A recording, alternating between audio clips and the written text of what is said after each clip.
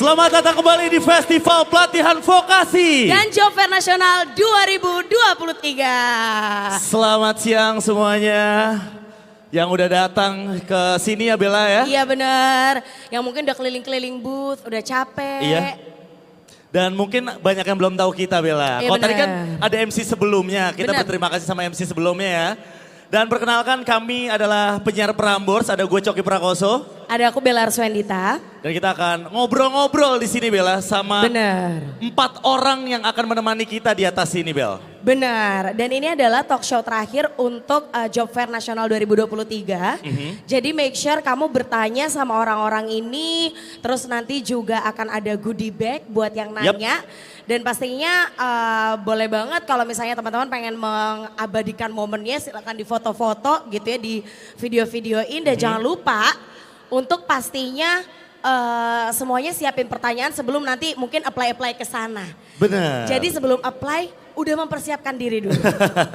Dan di talk show kali ini Bella, Iya, judulnya apa? judulnya itu Shaping the Future of Of Hiring. Hiring, tuh. Membentuk masa depan dari rekrutmen. Ya.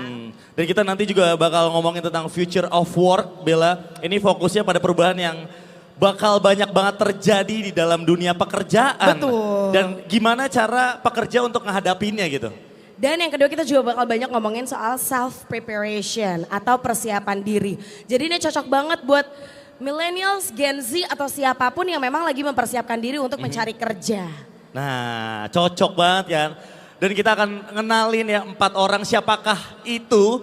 Orang pertama akan ada Ahmad Lutfi, ini Managing Director at Talent Hub. Talent Hub merupakan program di bawah Pusat Pasar Kerja Pasker ID. Mereka memberikan fasilitas berupa pelatihan, mentoring, coaching, dan pengembangan kewirausahaan di bidang digital dan kreatif. Termasuk memberikan pengetahuan baru terkait future job, Bel. Langsung aja beri tepuk tangan untuk Mas Ahmad Lutfi. Ini dia speakers pertama kita. Halo Mas. Selamat siang Mas. Nah, Oke, boleh langsung duduk boleh langsung aja. duduk Mas. Kita masuk ke yang kedua. Ada siapa Bel? Yang kedua ada Mas Adrian Kusumara Harjo, selaku HR Talent Acquisition at Huawei. Nah. Tepuk tangan dong buat Mas Adrian. Ini jadi buat yang pengen mengkonfirm ya. Halo Mas. Nah, dari Huawei ini. Halo Mas Adrian. Dan selanjutnya speaker ketiga Bella. Kita mempunyai Ardi Wiranata, Head of Project Persol Kelly.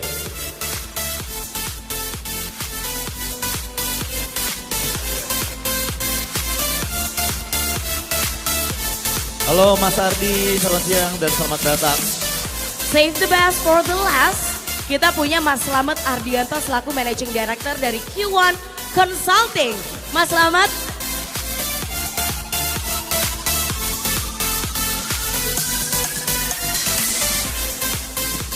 Dan kami sudah bersama keempat speakers hari ini Bella.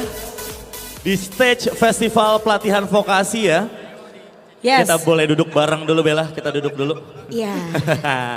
Jangan Nah. lupa nih teman-teman untuk ditanya ya.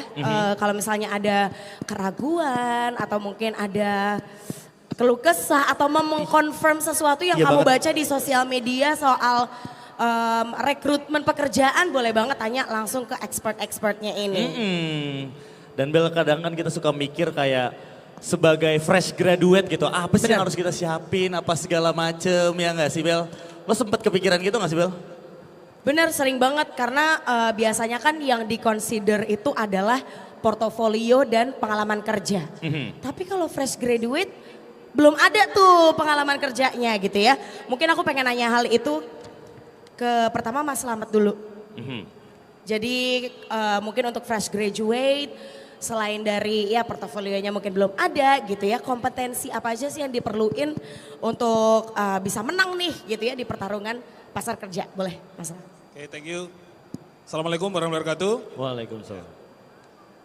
Terima kasih atas waktunya. Senang sekali hari ini saya bisa bersilaturahim, ya, diskusi bareng tentang dunia kerja. berkenaan dengan apa sih sebenarnya kompetensi yang harus dimiliki oleh seorang fresh graduate. Teman sekalian, sebagai seorang praktisi di bidang SDM, saya melihat yang pertama ada apa sih permasalahannya dulu nih, problemnya apa sih gitu ya. Yang pertama adalah kalau kita lihat teman-teman HR di lapangan itu, di manufaktur katakanlah Bekasi, Karang, Purwakarta gitu ya. Ternyata sebetulnya lowongan pekerjaan itu banyak. Ini yang pertama kita perhatikan dulu ya. Jadi saya sulit mencari kandidat, saya sulit mencari karyawan. Ini yang sering saya temukan. Artinya sebetulnya oke, ada kok peluang seperti itu. Nah, sementara ketika kita ketemu teman-teman gitu ya, katakanlah fresh graduate itu, mereka mengeluh hal kondisi kayak gini, kok susah ya mencari kerja gitu. Nah, maka pertanyaannya adalah dari situ maka apa kita cari? Kompetensi apa sih yang sebenarnya harus dia miliki gitu. Nah, istilah saya yang pertama adalah creative problem solving. Istilah saya pertama itu. Jadi creative problem solving. Jadi memang di zaman sekarang ini yang memang semua serba lincah ini, serba agile ini, maka kreativitas seseorang sangat dituntut. Misalnya seperti apa kreatif itu? Misalnya peka. Peka lah ya, peka. Kemudian ya kreatif gitu ya, jangan selalu sama dengan yang lain. Itu berinovasi yang juga ya. Berinovasi, setuju. Jadi itu yang pertama adalah kreatif. Kemudian yang kedua adalah communication skill.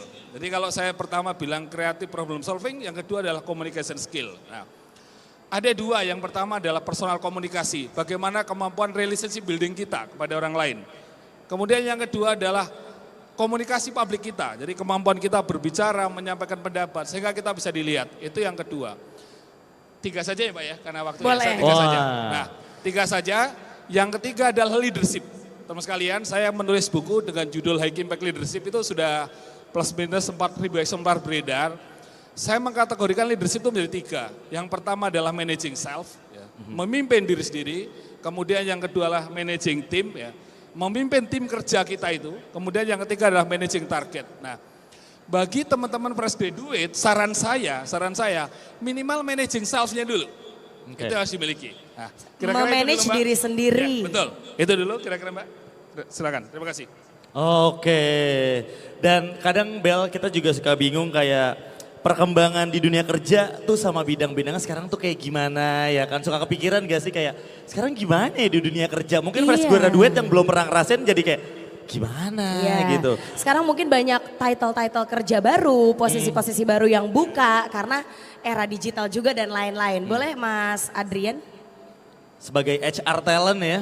Oke, jadi apa yang disampaikan oleh Pak Sama tuh benar banget deh, ada 3 poin.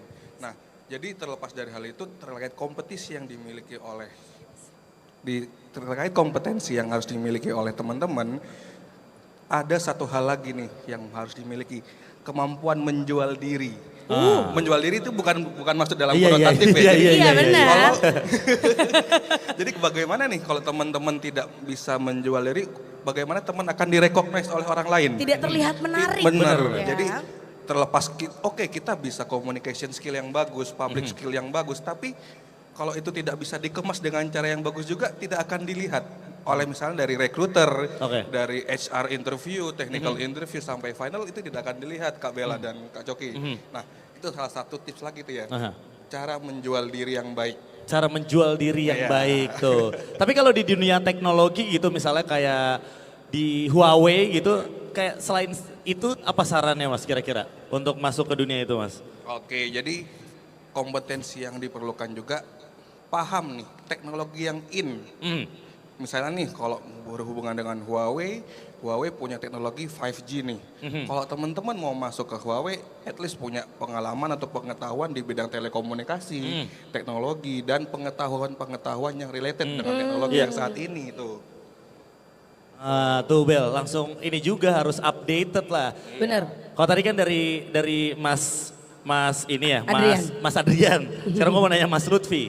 Mas Lutfi ini kan HR juga dari Talent Hub ya, Mas ya. Dari Talent Hub. Kalau dari perkembangan dunia kerja di bidang-bidangnya sama bidang-bidangnya, menurut Mas gimana? Ya, kalau dari Talent Hub ya melihat bahwasanya perkembangan dunia hari ini terkait dengan bidang-bidang. Kalau kita punya prioritas program ada 5 ya, Mas.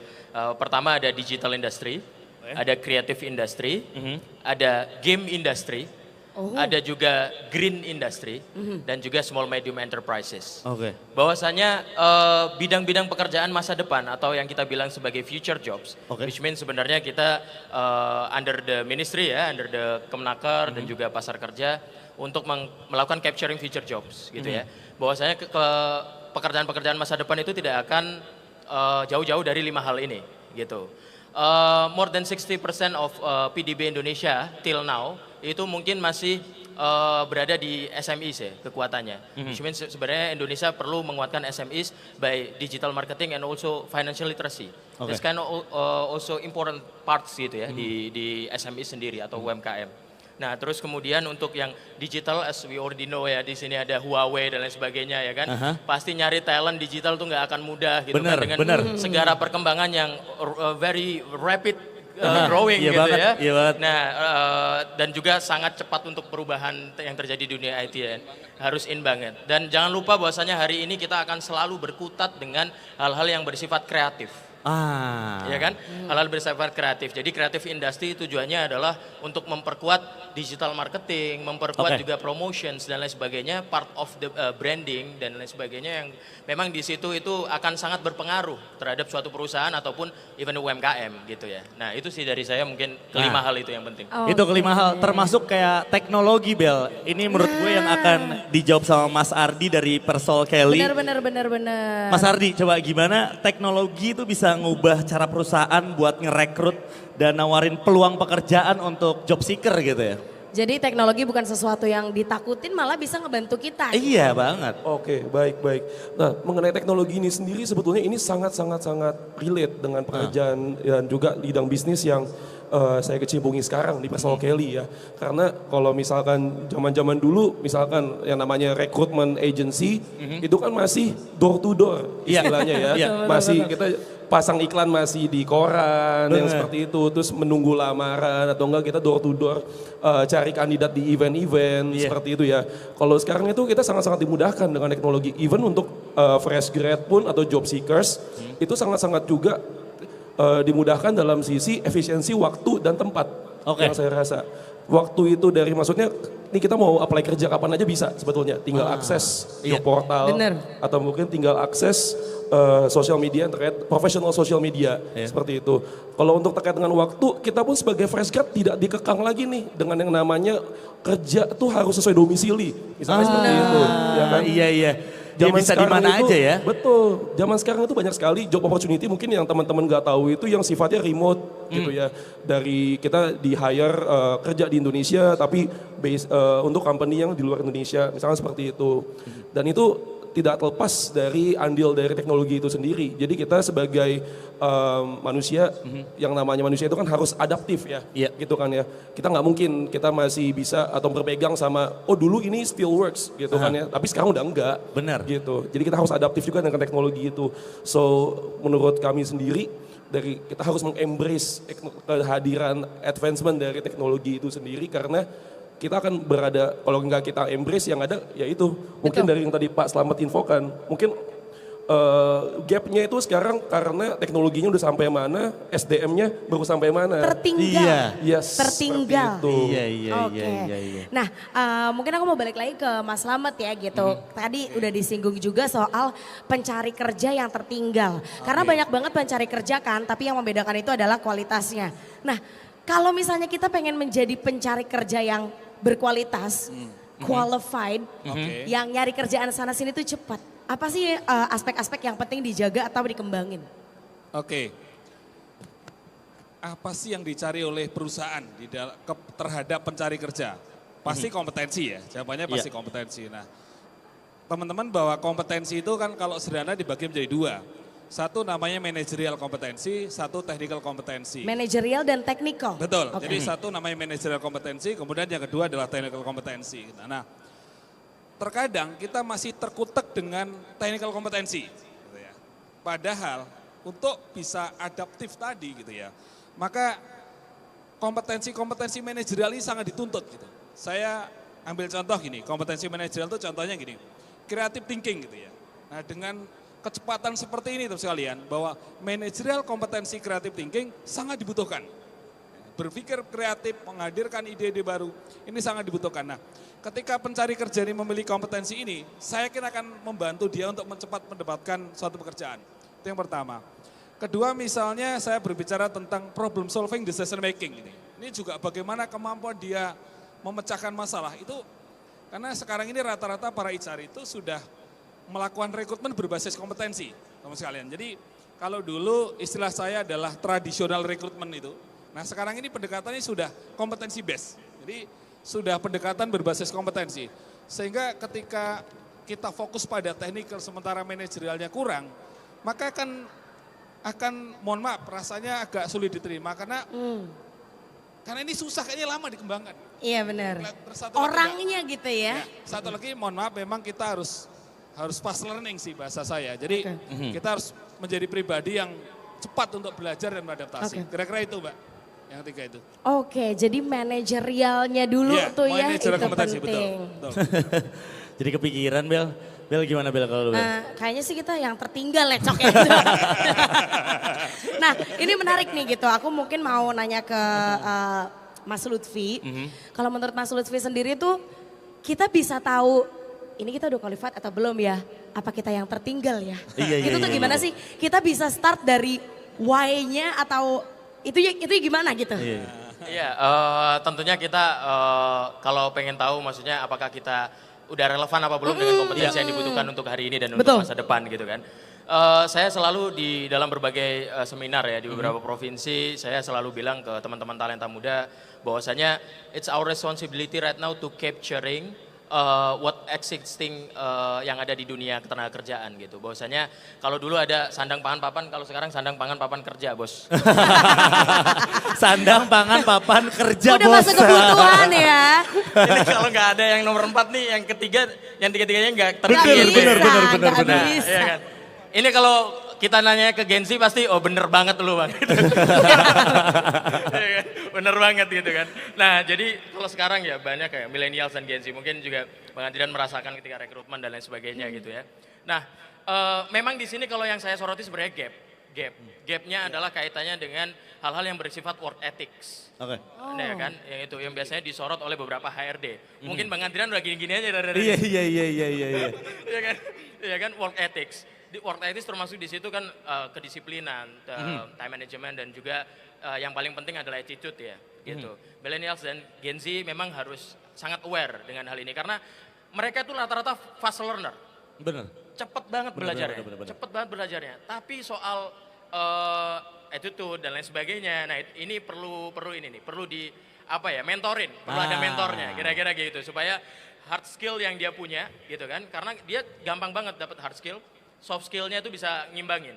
Terakhir kali di Malang ya, Universitas Brawijaya kemarin saya dapat pertanyaan, Mas misalnya masnya punya calon karyawan yang soft skillnya bagus tapi hard skillnya kurang, itu calon pertama. Calon kedua adalah yang hard skillnya kurang tapi soft skillnya bagus. Pilih yang mana? Saya bilang milih yang kedua. Milih Kenapa? yang soft skillnya bagus tapi hard skillnya kurang. Karena hard skill itu bisa dilatih. Tapi soft skill itu kadang agak lebih susah gitu ya. Nah itu jadi terkait dengan talents dan apa yang kebutuhan hari ini kira-kira patternnya seperti itu. Oke, jadi soft skill itu tuh include yang tadi problem solving gitu-gitu ya. Kemudian creative thinking. Jadi mungkin teman-teman di sini bisa fokus ke situ dulu karena ternyata hard skill dikeduain bos gitu ya. Ternyata ke segitunya Bel. Ternyata skill kita nggak berguna Cok ternyata ya. Jadi tetap masuk pintu tuh Assalamualaikum gitu tuh. Kulonuwun kan gitu kan. Nah kita langsung tanya sama HR talentnya aja nih. Sama Mas Adrian. Sebenarnya tapi kan tadi udah dikasih tahu kayak soft skill segala macam. Tapi sebenarnya kualitas apa yang paling dicari yang buat direkrut gitu Mas sebenarnya? Karena kan selain dari HR nanti kita ke user juga. Mungkin bisa di spill gitu ya. Iya. Oke, tadi ini saya mau bawa nih. Tambahan dari Mas Lutfi kan. Dibilang kalau hard skill itu di nomor 2 kan nih. Teman-teman nih jangan khawatir kalau hard skillnya kurang oke. Teman-teman ikutilah banyak training course, banyak juga kayak di Udemy, di platform lainnya. Itu bisa buat teman-teman ningkatin hard skillnya. Kemudian apabila teman-teman ingin membuat proof atas hard skill itu, ikutlah sertifikasi. Itu bikin teman-teman kayak lebih dilihat, lebih dilihat oleh pencari kerja. Oh, anak ini tidak hanya oke di kayak di materi aja, tapi hard skill-nya juga oke dengan Certified ya. sertifikasi. Contohnya nih di Huawei. Huawei sendiri ada sertifikasi untuk dari yang teman-teman SMK ada, yang masih kuliah ada, dosen hingga expert juga ada. Itu ada HCIA namanya. Itu dari associate, profesional hingga expert di sini. Sertifikasi ini diperlukan kalau teman-teman ingin menunjukkan kualitas teman-teman di sini. Nah, gitu kan. Biar lebih percaya gitu Bel. Di approve, oh ternyata ada sertifikasinya nih gitu. Bener. Gak hanya Omdo doang, kadang-kadang Iya. wawancara, oh cuma tahu kulitnya, kalau waktu dibilang dalamnya lagi, hah? Basic ya. Hehehe. Oh ternyata Omdo tuh, jangan Omdo tuh. Omdo alias omong doang. Iya. Jadi untuk itu diperlukan sertifikasi juga. Kan. I see. Nah, mungkin kalau dari untuk Mas Ardi gitu ya, gimana sih para pencari kerja tuh bisa mempersiapkan diri untuk pasar kerja yang berubah terus-terusan. Jadi katakanlah, oke, gue mempersiapkan diri untuk di quarter akhir 2023. Nanti quarter awal 2024 udah ganti lagi. Quarter pertengahan udah ganti lagi gitu loh. Jadi kayak Nggak diterima. Iya, kayaknya pengalaman pribadi gitu ya. Oke. Wah, nah sebenarnya gini sih Mbak Bel, kalau untuk dari sisi market sendiri, kita tuh harus punya mindset gitu ya. Di dunia ini yang pasti itu adalah ketidakpastian gitu. Yang pasti adalah ketidakpastian. Gitu. Jadi memang kita sebagai orang atau sebagai job seekers lah yang di sini ya segmennya ya, kita harus lebih aware gitu kalau misalkan oke, yang mungkin saya tahu sekarang bisa jadi bulan depan udah nggak relevan gitu. Jadi kita harus tetap up to date sama semua yang ada. Mungkin itu bisa dengan cara banyak baca gitu kan ya. Mungkin banyak ikut juga course-course yang tadi sempat diinfokan Mas Adrian juga gitu. Itu agar kenapa? Agar kita tidak masih relevan istilahnya dengan market yang dibutuhkan sekarang. Nah, yang sebenarnya kita lihat sendiri nih ya, atau mungkin dari saya pribadi lihat dari beberapa klien yang kami layani di Pesawat Kelly, itu kalau untuk dari beberapa klien itu memang dia ekspektasinya untuk Indonesia ini adalah sudah menurut saya di atas dari yang dulu gitu ya. Mungkin karena mereka melihat itu, oh ini Indonesia ini dari sisi growth-nya itu sangat cepat gitu sih. Jadi memang mereka bilang, mereka misalkan contoh cari accounting staff aja gitu ya.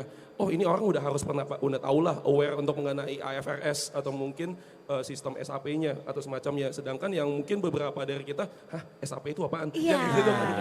Ares muka aku tadi langsung, apaan itu ya? Iya. Tadi cuma senyum-senyum korporat aja kayak, oh iya, apaan tuh ya gitu. Harus ada standar akuntansi. Emang ada ya akuntansi standarnya ya? Ada. Nah seperti hal seperti itu yang harus kita manage dari sisi talentnya sendiri. Jadi memang untuk para job seekers, please lebih banyak baca sih sebenarnya sih. Lebih banyak up to date. Gitu. Oke, tapi bukan baca novel. Bukan ya. Masa baca novel. Baca info. Nah, ini Coki abis ini kita bakalan minta teman-teman di sini untuk bertanya. Tapi mungkin aku pengen nanya satu pertanyaan untuk empat-empatnya. Oke, apa Bel? Coba dari 100% kasih persentase teman-teman yang daftar gitu ya, apply. Antara hard skill, soft skill, pengalaman, dan background pendidikan. Oke. Mana boleh. yang mungkin 50%, 40% dari 4 itu. Siapa yang mau mulai duluan? Oh, Hom Mas Pimpa yuk, Slamet Hom boleh? Pimpa, Hom Pimpa. Oh, Oh, jangan. Hom Pimpa. Mas Slamet dulu boleh? Ya, oke, baik. Berapa persen ya? Jadi gini, tergantung posisi. Oke. Tergantung posisi. Nah, semakin tinggi posisinya, maka tuntutan akan soft skill atau managerial kompetensi itu istilah saja ya. Ada orang bilang soft skill, ada yang bilang managerial kompetensi itu istilah saja. Persentasenya semakin besar. Contohnya posisi manajer, supervisor itu pasti lebih besar. Oke. Itu kalau kita berbicara persentasenya. Nah, tetapi kalau dia agak di bawah, katakanlah staff, mau memang harus balance antara hard skill dengan soft skillnya tadi. Contohnya gini, mau jadi accounting staff, mau tidak mau dua-duanya harus penuhi dulu. Gitu. Jadi nggak terus fokus pada si soft skill saja. Jadi kembali ke posisi yang mau di-apply. Bagaimana dengan pengalaman kerja dan background pendidikan? Pengalaman kerja ya pasti dibutuhkan. Tetapi gini, banyak perusahaan yang sekarang itu menerapkan program namanya MT ya, Management Training itu mereka tidak membutuhkan experience, tetapi ketika dia dianggap soft skillnya oke dan diyakini bahwa mudah dikembangkan, maka orang-orang seperti ini dicari. Gitu. I see. Nggak apa-apa. Akan lebih dicari berarti. ya, kalau Betul, gitu ya. tetap soft skill. Agak sedikit melebar. Sebenarnya kan kita ini ada dua hal yang kita kaji. Kita sering dengar kata-kata kompetensi, kita sering dengar kata-kata potensi. Ya. Nah, terkadang kita suka bingung apa kompetensi. Agak bias ya. Nah, itu kan suka bingung ya. Jadi potensi adalah wadah sesuatu yang bisa dipenuhi. Meskipun belum dipenuhi saat itu gitu ya. Tapi lo kompetensi sesuatu yang sudah penuh gitu ya. Nah, misalnya gelas sudah penuh. Maka kadang ISAR itu atau organisasi atau perusahaan itu ketika melihat fresh graduate tetapi punya potensi seseorang untuk bisa dikembangkan, maka sangat mungkin orang itu di-hire. Oke. Jadi jangan takut buat fresh graduate, Bel. Iya, nggak usah Ya takut, nggak sih? nggak usah takut. Orang fresh graduate punya peluang yang sama meskipun harus kompetisi dengan experience. Dengan catatan dia potensi untuk itu. Oke. Jadi buat fresh graduate tuh punya kesempatan yang sama sama yang punya pengalaman Sama. gitu. Nggak usah khawatir, sama. Oke. Kalau Mas Ardi dengan pertanyaan yang sama.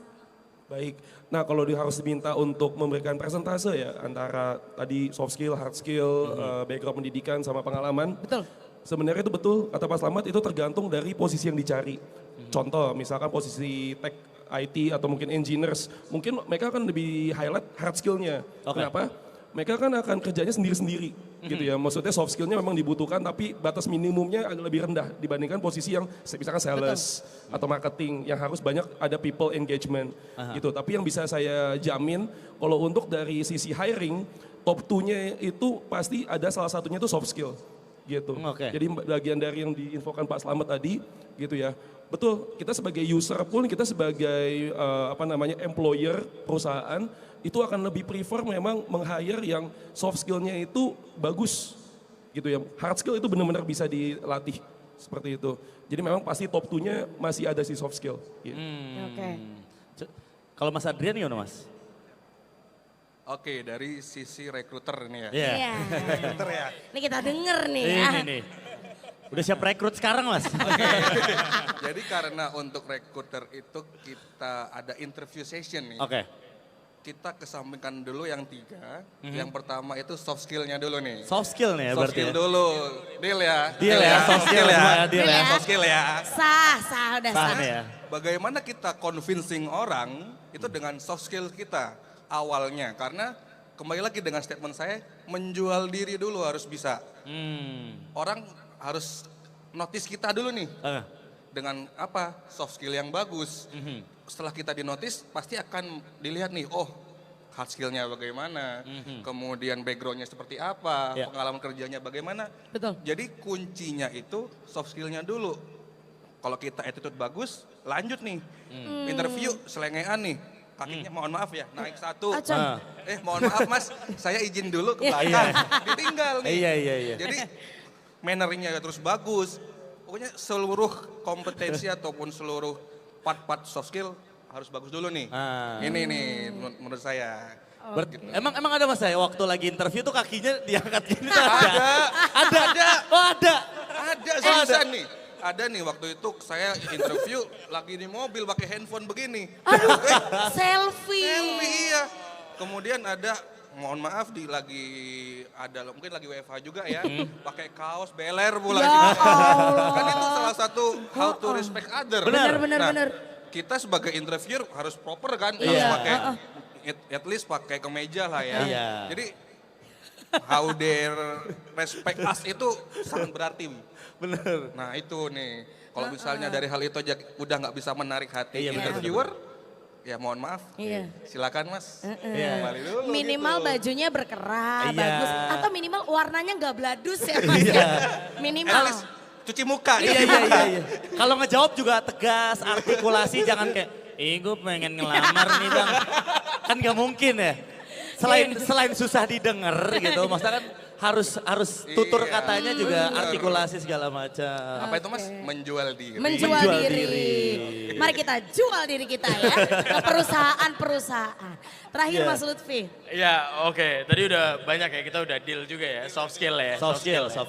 Ya, Soft skill itu, gue mau cerita dikit soal background analytics-nya Talent Hub nih. Ya. Jadi 2023 pertengahan tuh gue mencoba melihat analytics-nya, back-end datanya Talent Hub yang ada di belakang. Kira-kira peminat pendaftarnya Talent Hub itu ngakses program apa sih? Ya. Pertama, ternyata mereka mengakses program itu kelas for Oke. upskilling. Oke. Nah. Ya kan? Yang kedua, mereka mengakses program untuk magang virtual. Gitu. Nah, berarti yang dicari ketika upskilling ini berarti kan hard skill-nya sebenarnya. Iya. Hard skill. Yang kedua yang dicari adalah pengalaman. Yoi. Iya kan? Tapi ketika kita survei ke beberapa provinsi, ternyata kenapa sih terjadi mismatch gitu ya? Ternyata isu terbesarnya adalah soft skill.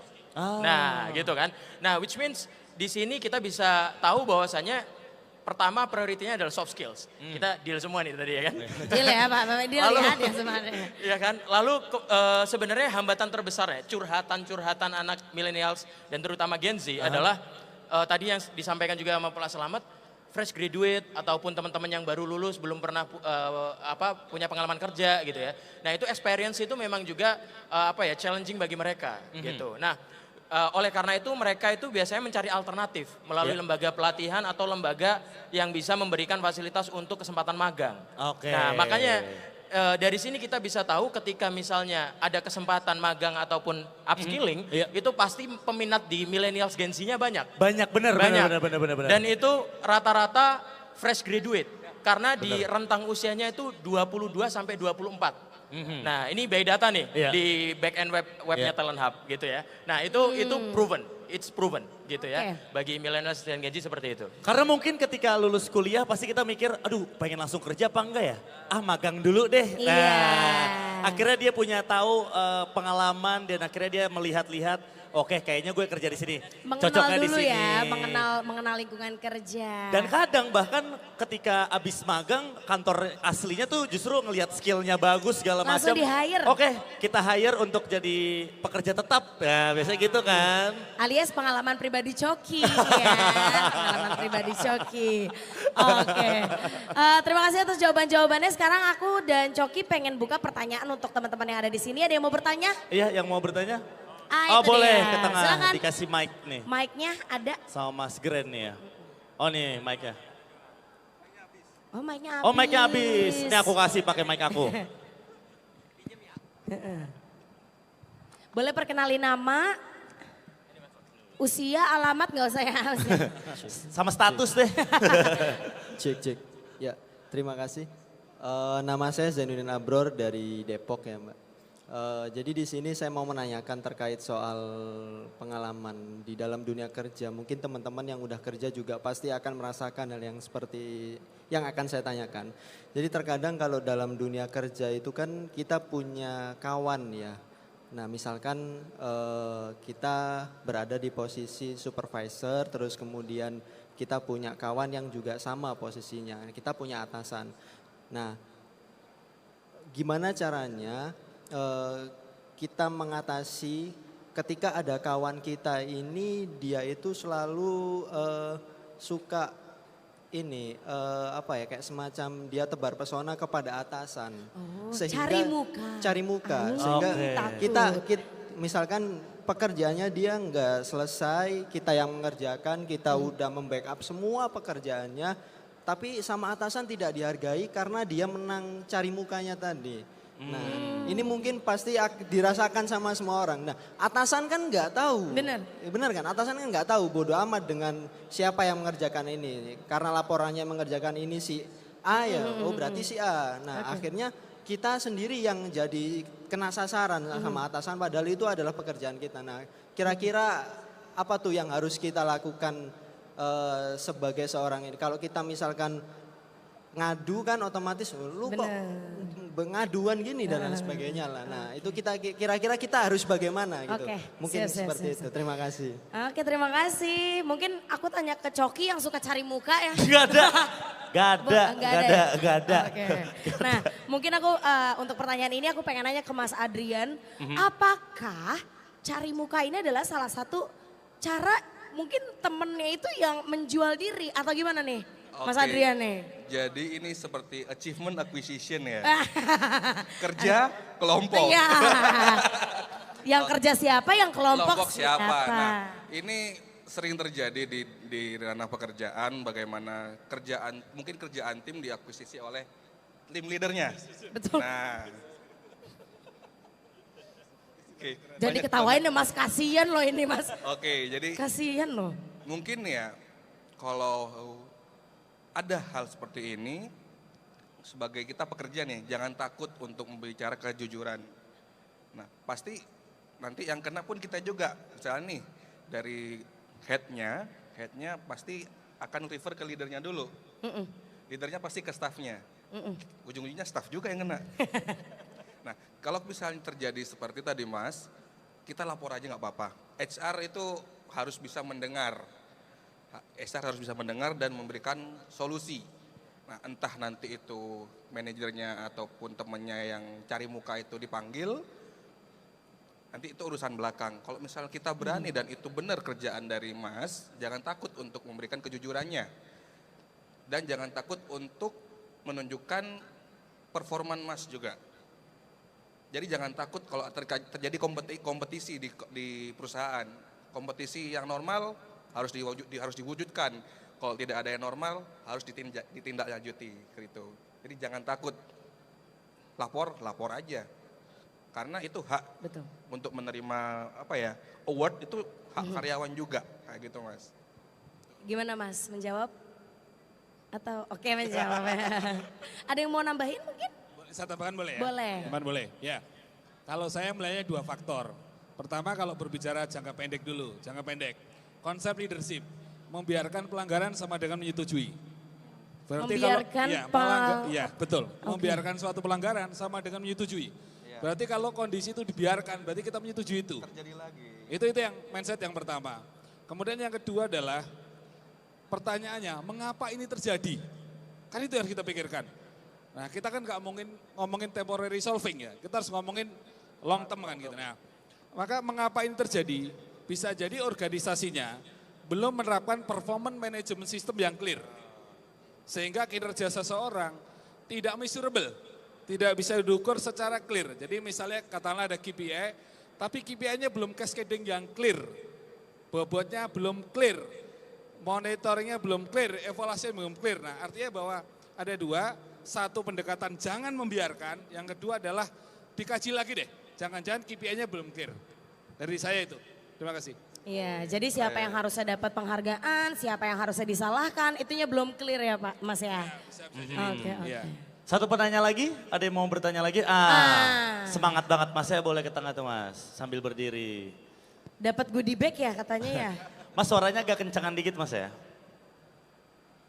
Baik, saya Aditya Nuril Yasa, izin bertanya. Tadi Pak Selamat itu menyebutkan bahwa kunci dari diterima kerja adalah kita harus mempunyai kompetensi manajerial dan teknikal. Betul. Nah, pertanyaannya bagaimana kita meningkatkan kedua kompetensi tersebut? Terima kasih. Langsung saya? Langsung. Oke. Iya. To the point. Iya. Kalau ada yang mau nambahin boleh nanti ya. Nanti tambahin ya, saya dulu. Baik, teman sekalian sependapat bahwa kompetensi kan ada 2 ya, manajerial, technical kompetensi. Nah, bagaimana sih cara meningkatkan kompetensi? Meningkatkan kompetensi caranya dengan learning and development. Learning and development. Nah, ada 4 metode teman-teman learning and development itu. Yang pertama adalah training, yang kedua adalah coaching, yang ketiga adalah mentoring, yang keempat ada counseling. Selang kalimat saya, ada training, ada coaching, ada mentoring, ada counseling. Nah, pertanyaannya, kalau saya mau meningkatkan soft kompetensi atau managerial kompetensi, caranya bagaimana? Caranya training dilanjutkan coaching. Selang kalimat saya, kalau soft kompetensi, managerial kompetensi, training dilanjutkan coaching. Pertanyaannya, mengapa training dilanjutkan coaching? Karena sebetulnya training hanyalah transfer knowledge. Ya, jadi ketika seseorang training dapatnya pengetahuan. Nah, sementara kompetensi itu knowledge, skill, behavior. Pengetahuan, keterampilan, sikap kerja. Betul. Nah, bagaimana mengembangkan keterampilan dan sikap kerjanya melalui coaching. Jadi seorang kalimat saya kalau soft kompetensi, training dilanjutkan coaching. Nah, masalahnya adalah banyak para pimpinan yang masih sulit membedakan keempat-empatnya ini.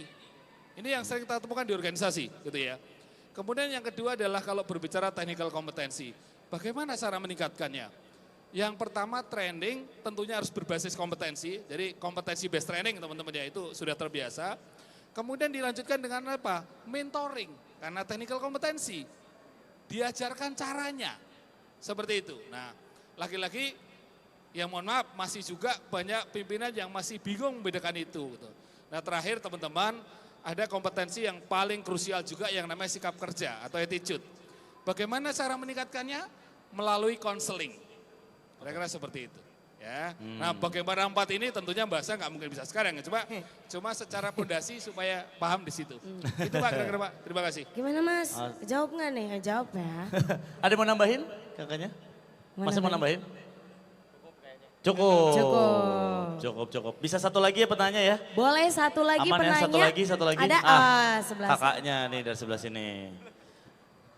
Langsung berdua nih ya. Kardio pertanyaannya. sedikit Kak Graham. Oke. Itu udah Yang ini berdiri kelewat. ya, udah berdiri. Kok bisa kelewat udah diri? Tis. Terima kasih atas kesempatannya. Mohon izin bertanya. Terkait strategi apa yang harus dilakukan untuk meningkatkan soft skill apabila kita dalam naungan alih daya atau vendor. Kebanyakan kan sekarang perusahaan-perusahaan besar mengalih dayakan atau ngevendorkan seorang pekerja. Nah dalam alih daya tersebut jarang mendapatkan kayak seperti training dan lain-lain. Nah maksud saya yang ingin dipertanyakan strategi apa sih yang dapat dilakukan untuk meningkatkan soft skill apabila kita dalam naungan alidaya atau vendor untuk masuk ke dalam perusahaan inti. Terima kasih. Nah, Menarik banget. Siapa ini yang mau jawab ya kira-kira siapa nih yang mau ya? jawab nih? Home Pipa apa gimana? Oh ya. Halo Mas. Mas Nah, Andri. izin jawab ya Mas ya. Jadi kebetulan itu memang di Personal Kelly pun kita juga adalah salah satu vendor alidaya juga Mas. Atau mungkin bisa disebut outsourcing ya dengan hal lainnya ya gitu. Dan memang betul ini kita juga tapi kita doing research, kita ada survei juga kepada employee-employee yang memang under kita outsourcingnya. Apa sih sebenarnya mereka butuhkan atau mungkin dari kita juga tanya dari pihak klien juga. Dari pihak klien kita tanya, oke, kita sudah ada 100 orang dari Personal Kelly misalkan di PTA, misalkan seperti itu. Gimana feedbacknya dan segala macamnya itu kita minta clear sih Mas. Jadi memang kalau untuk dari sisi vendor sendiri kita punya tanggung jawab betul untuk meningkatkan kualitas karyawan-karyawan yang memang dialidayakan ke kita. Tapi kita juga, saya juga nggak tutup mata juga lah. Pasti di sana di luar sana juga banyak sebetulnya memang istilahnya vendor-vendor yang penting udah kita cari, kita taruh di pihak klien gitu kan ya. Yang masalah, oh kalau klien komplain kita ganti orangnya. Misalnya seperti itu, ya kan. Nah, kalau yang seperti itu saya sarankan memang kita harus ada proaktifnya juga sih Mas. Mungkin tadi juga sempat disebutkan oleh Pak Slamet bagaimana cara meningkatkan hard skill dan soft skill. Ini pun saya juga belajar nih jadi dari Pak Slamet nih gitu ya. Kombinasi antara training dengan coaching, training dengan mentoring seperti itu. Nah hal-hal seperti itu yang kita sebagai karyawan atau employee itu juga harus secara proaktif lakukan. Seperti itu sih Mas. Dan dengan cara seperti itu ya kita pasti akan datang atau mungkin sampai ya ke tempat yang dimana itu selevel dengan value kita Mas. Seperti itu. Semoga menjawab ya Mas ya. Ada yang mau Ada yang mau nambahin Mas? Boleh. Mas Ya ini Lutfi. kalau saya nambahin ini aja Bang Ardi ya dari sisi karena ini banyak hal juga yang saya temukan dari kalau saya memang karena talent hub itu biasanya ngobrolnya soal talent dan yang banyak ngasih masukan adalah millennials and Gen Z ini gitu. Nah terkait tadi kayak misalnya outsourcing atau vendor gitu ya yang kemudian kita gimana sih cara meningkatkan soft skillnya yang kemudian juga mengukur yang tadi dikatakan Mas Ardi ya bahwa saya mengukur value itu penting dengan apa yang kemudian kita dapatkan. Sama persis dengan fenomena yang terjadi di Gen Z juga atau di millennials juga ya bahwasanya kadang mereka merasa ada beberapa value yang kadang tidak diapresiasi misalnya oleh perusahaan sekalipun misalnya. Nah kayak gitu tadi benar juga kata Mas Ardi kita harus proaktif tapi di sisi lain kadang yang disampaikan oleh Pak Slamet tadi terkait dengan konseling, kalau sekarang isunya masuk lagi nih mental health gitu ya, itu sepertinya agenda-agenda mental health udah ada di mana-mana nih ya kan. Nah Tapi apakah kemudian kita hanya mental health itu seperti apa gitu kan? Maksudnya dalam arti kita juga harus mengukur apakah responsibility kita tadi seperti kata Mas Ardi itu sudah kita berikan secara optimal gitu ya. Sehingga kita bisa diukur bahwa value yang kita berikan itu benar-benar sesuai dengan apa yang kita minta sebagai atas nama mental health kita. Ngerti nggak maksudnya? Iya kan? Jadi gue bisa ngomong soal mental health nih. After gue misalnya memaksimalkan potensi gue yang gue bisa lakukan dan value-nya diukur dan diapresiasi sesuai dengan apa yang gue telah kasih ke perusahaan.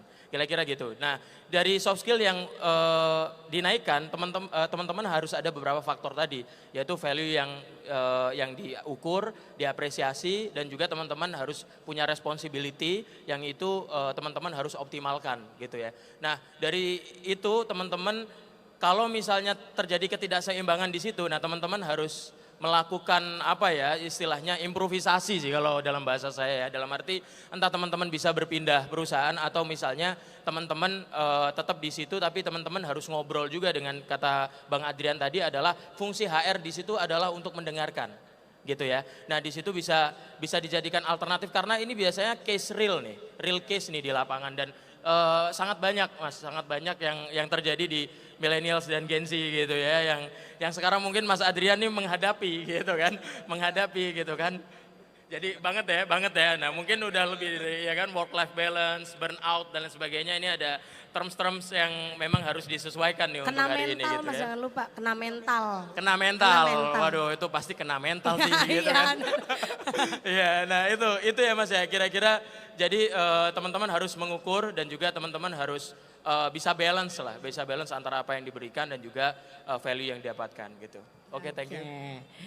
Wah luar biasa banget, boleh dong sekali lagi tepuk tangan untuk speaker-speakers kita di depan ini. Mantap, menurut gue sih keisi semua ya, isi semua omongannya sih ya. Bener. Gimana, abis dengar omongannya kena mental health? Jadi termotivasi apa kena mental nih? Iya, Semoga iya, termotivasi pasti semuanya ya. Iya, benar. Gimana Bella? Ini pertanyaan udah amannya untuk 3 orang ya. Kayaknya juga semuanya udah terjawab Bella. Dan kita juga akan berterima kasih ini sama Mas Lutfi, Mas Adrian Kusuma, Mas Ardi Wiranata dan Mas Slamet Ardianto. Mungkin sekarang kita akan minta speakers untuk maju, kita akan foto dan akan penyerahan piagam. Oh nanti. Oke. Kita akan foto dulu bareng-bareng di depan ya. Oh tadi harusnya teman-teman nanya, Pak kantornya lagi pada buka loker nggak nih? Harusnya ya, harusnya. Ya kita foto bareng-bareng dulu Bel. Oke, V ya.